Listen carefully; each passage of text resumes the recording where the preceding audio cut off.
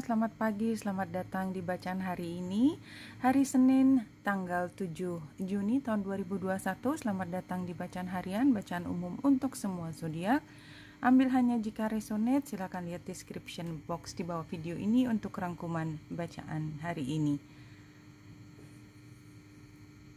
Pada prinsipnya sebenarnya kita sedang menjadi bagian dari kelompok yang lebih besar ya, karena pohon itu selalu kita kaitkan dengan pohon keluarga, apalagi kalau kita lihat penggambaran di kartu Lenormand yang seri ini ya. Ini kita lihat bahwa ada family tree. Family tree bisa dari darah, dan itu yang paling umum, yang namanya family tree adalah darah. Bahkan kalau dari ilmu biologi itu termasuk sains, family tree itu termasuk dari spesies yang sampai yang kecil. Jadi kita bisa mengambil di level yang kecil sampai level yang kosmos, yang lebih besar. Ya, jadi kita paham bahwa setiap individu itu selalu punya identitas lebih besar. Selalu sebagai individu manusia atau manusia sebagai spesies. Somehow. Jadi semuanya adalah saling terkoneksi. Ya, bahwa kita tidak pernah bisa hidup sendiri, kita selalu menjadi bagian yang lebih besar secara fisik, secara biologis, secara spiritual. Itu semua adalah saling terkoneksi. Bahkan kalau kita berpikir lebih dalam lagi, kita dengan sel dalam tubuh kita, di dalam sel masih ada lagi yang lebih kecil. Kalau kita berpikir sebagai manusia, ada yang namanya bumi, ada yang namanya galaksi, ada yang namanya tata surya. Kita hanya matahari sebagai salah satu bintang dari jutaan bintang yang lain, ya, dan matahari itu kecil banget. Sementara kalau kita berpikir tentang Jupiter aja, Jupiter itu bagian dari Jupiter hanya yang titik merahnya yang merupakan hurricane yang sudah jutaan tahun berlangsung. Itu ukuran hurricane-nya, badainya itu 3 kali lebih besar dari bumi. Can you just imagine betapa halusnya, betapa besarnya pada saat yang bersamaan, dan itu semua saling terkoneksi. Itu adalah bagian dari sistem kita, sistem di mana manusia hidup. Itu yang saya bisa lihat, bahwa kita melihat pohon ini bisa sebagai satu kartu yang maknanya as simple as that untuk hari ini. Kalau kita mau berjalan lebih jauh lagi, itu ada hal yang lebih besar di sana. Tapi satu hal yang terlihat berulang di sini adalah gambar burung. Di sini juga gambar burung. Bahwa yang namanya gambar burung di dalam Lenormand itu adalah pembicaraan, dan pembicaraan yang kecil, gosip, pembicaraan ringan. Jadi di antara semua yang begitu megah, yang tadi saya cerita tentang levelnya adalah seluler, sel kecil, atau levelnya adalah kosmos, itu selalu dibahas. Sebagai manusia kita selalu membahas dengan levelnya masing-masing. Bayangkan manusia pada kira-kira 3000 tahun yang lalu, dan pada saat ini kita nggak usah berpikir tentang masa depan, 3000 tahun yang lalu dan sekarang. Kalau teman-teman belajar sejarah sudah tahu persis bahwa kondisinya itu sudah sama sekali berbeda, bahwa manusia mampu menciptakan yang namanya teknologi. Dan apapun itu, kalau saya melihat dari 3 kartu ini, adalah salah satu bentuk transformasi di mana kita sebagai makhluk yang kecil tadi berusaha untuk memahami transformasinya itu ke arah mana. Yang namanya transformasi itu bisa terjadi di dalam diri manusia ketika manusianya hidup. Tapi kalau kita berpikir lebih tinggi lagi, transformasi itu terjadi sejak manusia pertama lahir di sini sampai entah kapan, yang jelas sampai sekarang pun transformasinya itu sudah begitu besar. Dan yang namanya transformasi selalu takes time, selalu butuh waktu. Dan ini termasuk yang kita harus pahami, bahwa kita nggak bisa serta-merta dari bayi kemudian menjadi CEO. CEO itu yang punya perusahaan atau yang punya kendali terhadap perusahaan. Enggak. Dari seorang bayi sampai pada akhirnya dia menjadi CEO, itu perjalanannya luar biasa, dan betapa perjuangannya mulai dari sekolah, jatuh bangunnya, dan semua malapetaka yang dia terima yang kemudian membuka jalan dia untuk memungkinkan dia menjadi orang yang pegang kendali satu perusahaan. Nggak ada cerita CEO yang tuh gampang lahir jadi CEO terus udah gitu. Nggak, selalu yang namanya kehidupan menguji. Dan di dalam perjalanan tersebut ada naik turun dan lain sebagainya. Itu adalah hal yang biasa dan sangat manusiawi. Kenapa orang harus naik turun dalam menghadapi hidup? Karena memang itu yang dicari oleh manusia supaya dia mampu menemukan dirinya sendiri, something like that. Ya, yang sebelah kanan gambar perempuan. Dan penggambaran perempuan di dalam kartu Lenormand ini adalah orang yang belajar dari masa lalu, melihat semua perjalanan hidup itu sebagai hadiah, baik buruknya itu diterima dengan sepenuh hati. Jadi penggambaran perempuan ini adalah lebih matang dan mampu mengambil kebahagiaan di atas semua perjalanan tersebut, karena memang dia pahami dia hanyalah satu titik di antara sesuatu yang lebih besar, dan dia mencoba untuk memainkan perannya dia, apapun yang diberikan kepada dia, yang ditakdirkan kepada dia, dan dia secara besar hati melewati semua tantangan itu, menangis, jatuh, bangun, meraih kejayaan, membagi kejayaan bersama orang-orang yang disayangi, mencintai kemanusiaan. Saya pikir 3 kartu ini bicaranya menjadi sangat intensif. Saya juga tidak tahu kenapa jadi dalam sekali. Jadi entah kenapa memang tadi yang saya bicarakan itu sepertinya intens banget, dan barangkali memang ada kaitannya dengan intensitas yang kita sedang jalani sekarang. Intens sekali, emosinya tuh nggak kayak biasa gitu, kayak kita dipaksa untuk berpikir lebih jauh daripada keseharian.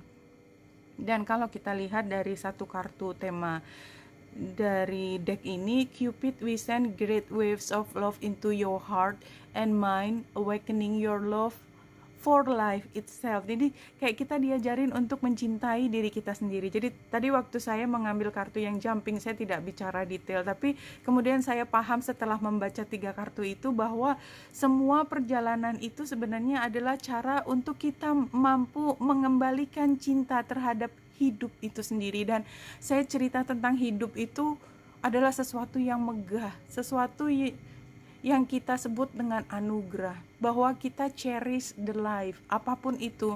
Kita sudah berjanji untuk menjaga kehidupan ini semaksimal mungkin, tidak hanya kehidupan yang ada di dalam tubuh kita, tetapi juga semua kehidupan yang diberikan di atas bumi ini.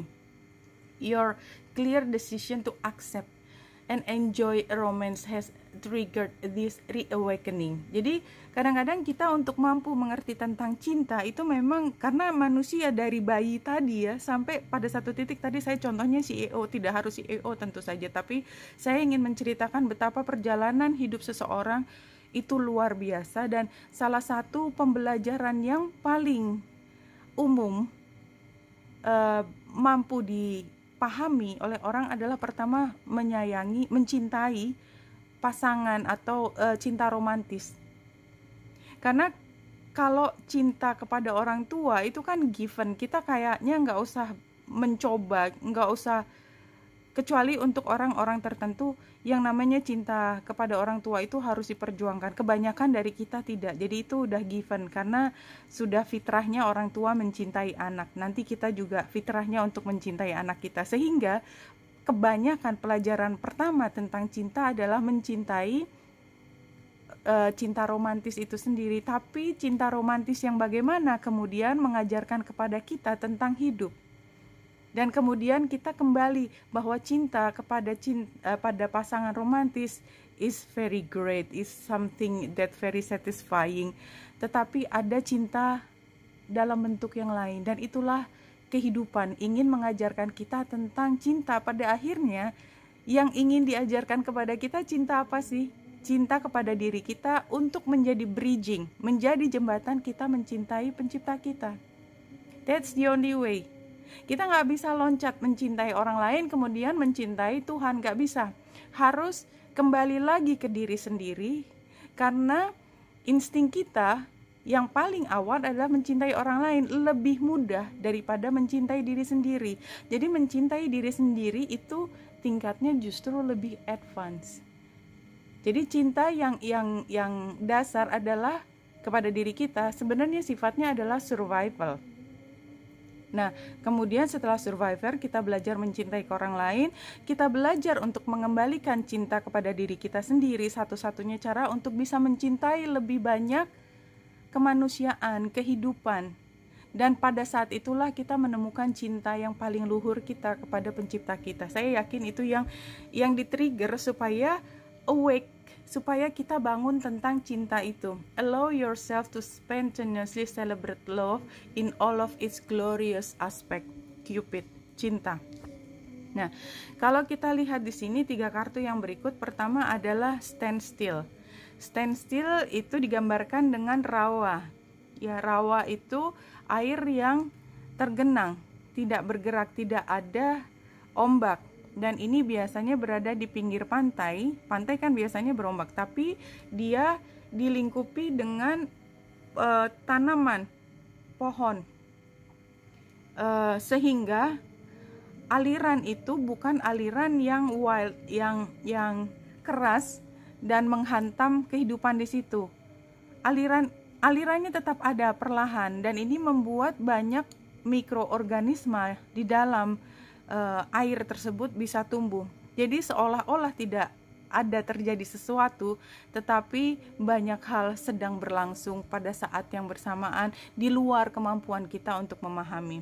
Protection ini gambar pohon, dan ini seperti mengingatkan kita pada gambar di tengah tadi Lenormand tentang pohon. Jadi mungkin somehow kita diajak untuk berpikir tentang protection ini.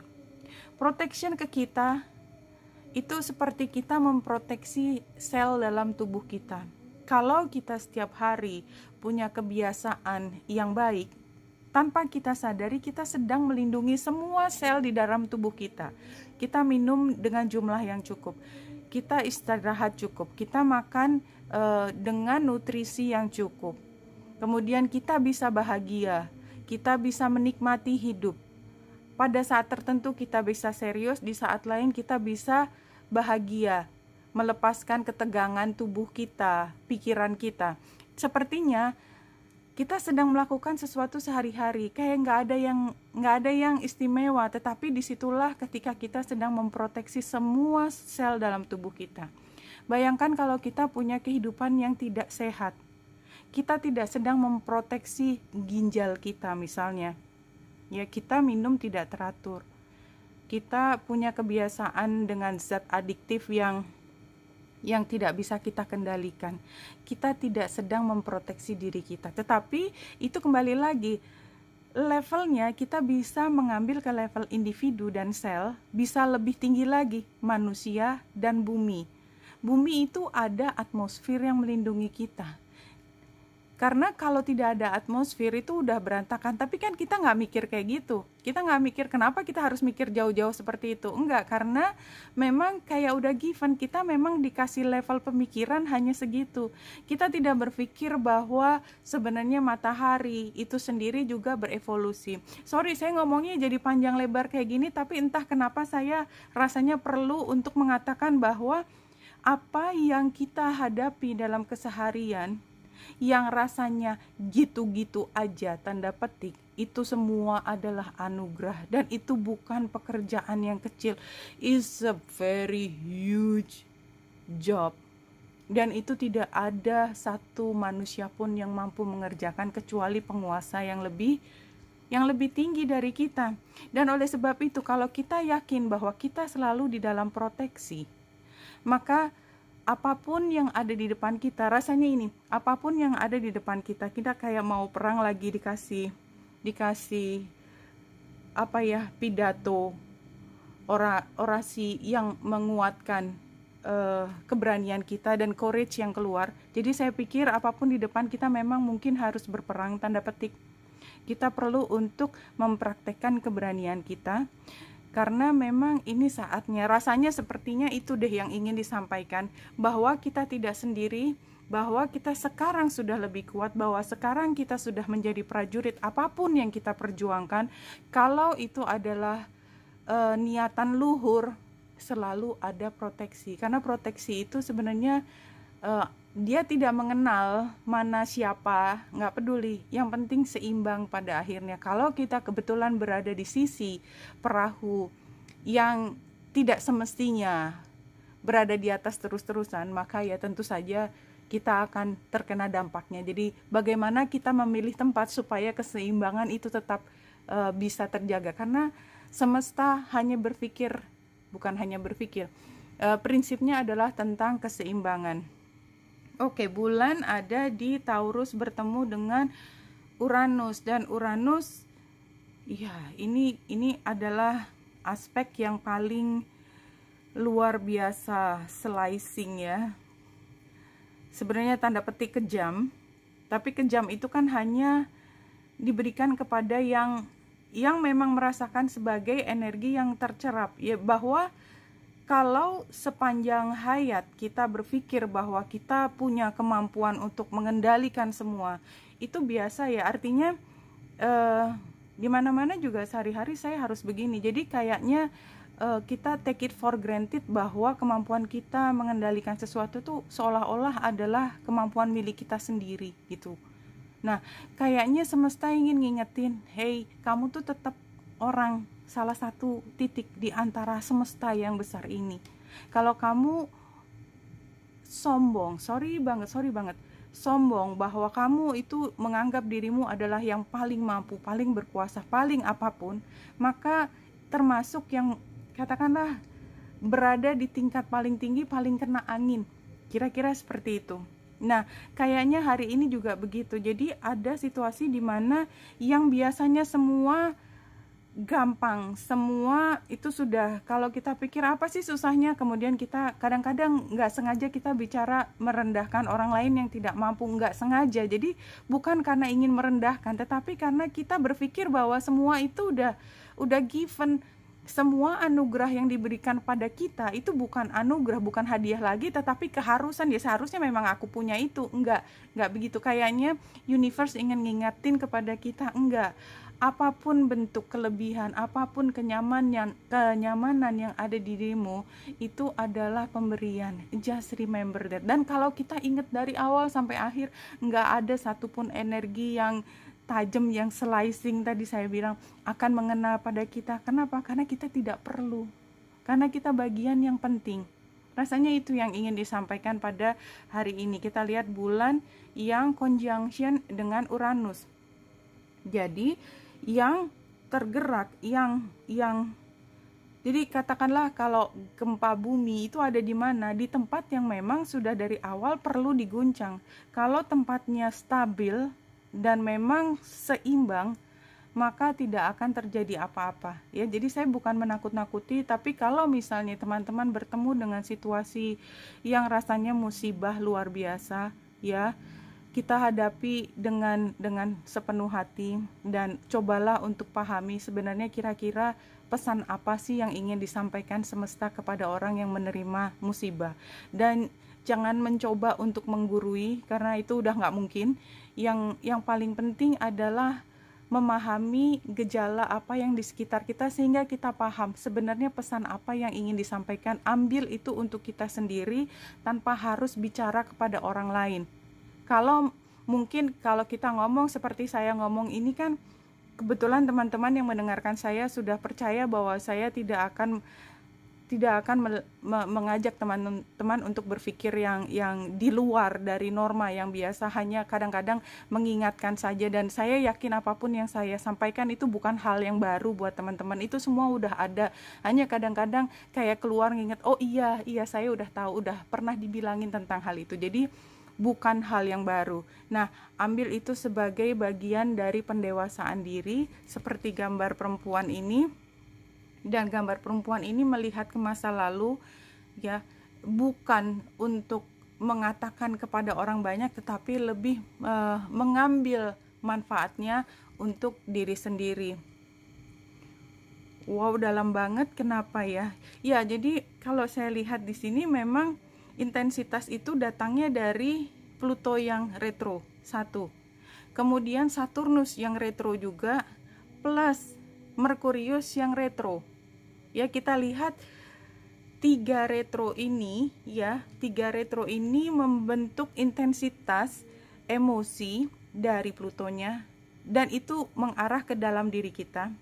Saturnus yang retro itu membuat bahwa kita itu punya kemampuan untuk mengatur diri sendiri, karena Saturnus yang direct itu cenderungnya adalah kita mengikuti aturan di luar. Sekarang ketika energi itu masuk ke dalam kita, kita seperti mencerap energi pengatur itu, bahwa kita mampu mengatur. Dan Merkurius yang retro itu menunjukkan kita tidak sedang berpikir seperti hari-hari biasa. Ini waktunya kita untuk mundur, melihat kembali cara berpikir kita benar atau tidak. Ini yang bikin kenapa menjadi intens. Jadi latar belakangnya tiga retro itu ditambah bulan yang conjunction dengan Uranus, yang pada saat ini Uranus dan Saturnus itu sedang berperang. Jadinya kenapa kok kita berpikir tentang sesuatu yang tidak biasa hari ini.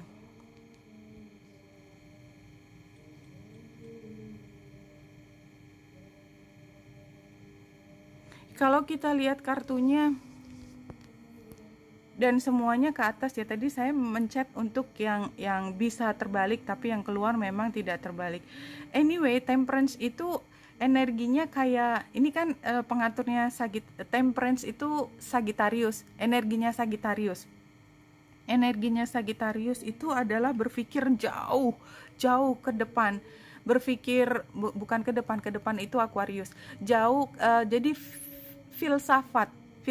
Jadi kenapa tadi saya bicaranya juga kayaknya ke arah sana, barangkali memang ini saatnya kita berfilsafat. Ya, berfilsafat itu tidak untuk dipamerkan, sama sekali bukan. Dan maksud saya tadi bicara panjang lebar itu juga entah kenapa itu muncul begitu saja. Apa yang ada di kepala saya tentang pemikiran saya seperti muncul dengan lancarnya. Saya tidak merencanakan itu, tapi keluar semua. Dan di sini kita lihat tantangannya adalah patah hati. Nah, kalau saya kembali ke Sagittarius, energi Sagittarius adalah energi di mana kita berpikir tentang aturan yang lebih tinggi. Jadi Sagittarius dan Capricorn ya, itu dua-duanya adalah tentang aturan, tentang filsafat. Kalau Capricorn itu zodiak tanah, sehingga dia harus menjadi sesuatu yang bisa dipraktekkan, sesuatu yang bisa dilaksanakan, dan oleh sebab itu paling sering dia digambarkan dengan pemerintah karena dia harus bisa dioperasionalisasikan. Sagittarius sama, dia juga bicara tentang aturan, tapi dia yang lebih tinggi lagi, yang sifatnya filsafat, sifatnya tentang keagamaan, termasuk di dalam areanya Sagittarius. Jadi memang kita diajak untuk berpikir tentang itu. Nah, energi Sagittarius itu adalah energi yang paling sensitif dari emosi, gampang sekali untuk patah hati. Dan kalau patah hati beda dengan energi dari zodiak lain, itu patah hati itu benar-benar yang luluh lantak. Jadi kayak misalnya saya nggak bisa terima bahwa ada kemanusiaan yang direbut paksa. Jadi kalau kita melihat ketidakadilan dan itu terjadi pada orang yang ditindas, energi Sagittarius itu akan nangis darah. Intinya tuh sebenarnya dia nangis yang benar-benar harus berjuang. There is something I have to do, yang harus perjuangan itu biasanya datangnya pertama memang dari Sagittarius. Ya, jadi kalau kita pikir tiga energi api itu ya, Sagittarius itu selalu yang membakar dari filsafat, dari logika, dari konseptual, dari nilai-nilai luhur. Siapa yang berperang nanti? Energinya Aries. Dan kalau semua sudah berkuasa di dalam kendali, maka energinya Leo yang masuk untuk memerintah. That's just it. ya, karena memang itu siklusnya. Nah, kayaknya hari ini juga gitu ya, bahwa kita mungkin akan merasa sangat sakit hatinya melihat ada sisi kemanusiaan, entah dari kolektif, entah dari lingkungan sekitar kita, dan mungkin dari diri kita sendiri. Levelnya tergantung. Dan ini sarannya adalah you have to stand up. Ya, Nine of Wands bilang you have to stand up. Kalau bukan kamu yang stand up, siapa lagi? Oh my god, intens banget. Saya juga ngerasa intens banget hari ini.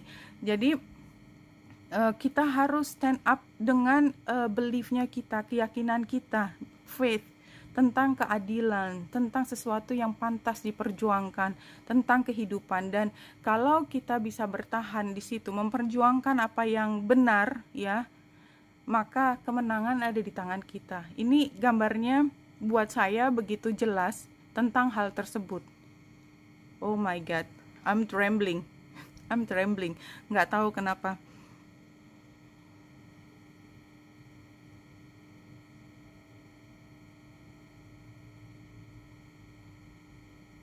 The only place you will ever find true happiness is in the present moment.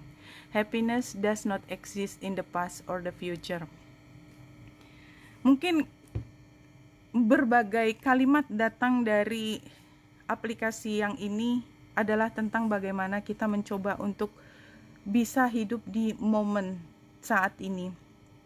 Barangkali yang ingin saya sampaikan adalah kita menyayangi pets kita, ya, kucing atau puppies atau apapun.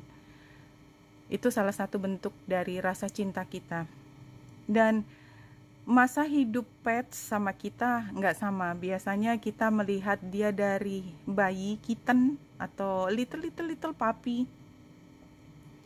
Kita sayangi dia, kita cherish dia, kita menjadi bagian dari keluarga kita. Tetapi somehow dia lebih tua duluan, dan dia harus pergi duluan. Kalau kita sudah tahu bahwa umur dari yang kita cintai itu ada batasnya, termasuk kita punya umur yang terbatas, kenapa kita harus membuang waktu dengan mengisi semua tindakan yang kemudian kita sesali kemudian? Itu kayaknya kita perlu belajar dari orang-orang yang kita cintai, bahwa nothing is forever. Setiap momen itu berharga, dan apapun yang terjadi, gunakan momen ini untuk menunjukkan betapa besar cinta kita ke mereka. Kita nggak tahu besok kayak apa. Kita tahu bahwa kadang-kadang kita punya teman dekat, besoknya dia udah bukan teman dekat lagi. Tetapi pada saat kita memaksimalkan perasaan bahagia kita dengan teman terdekat kita, walaupun besok dia udah bukan menjadi teman kita lagi, pada momen ini kita bahagia. Perkara besok kemudian berarti kemarin itu palsu, it doesn't matter. Karena yang penting momen ini kita bisa mengambil kebahagiaan, dan kita nikmati kebahagiaan yang diberikan pada detik ini, and that's it. No need to think about anything in the future atau di masa lalu. Ambil momen pada saat ini. Oke, Wenita Indrasari sini, semoga membantu. Salam hati dan cahaya.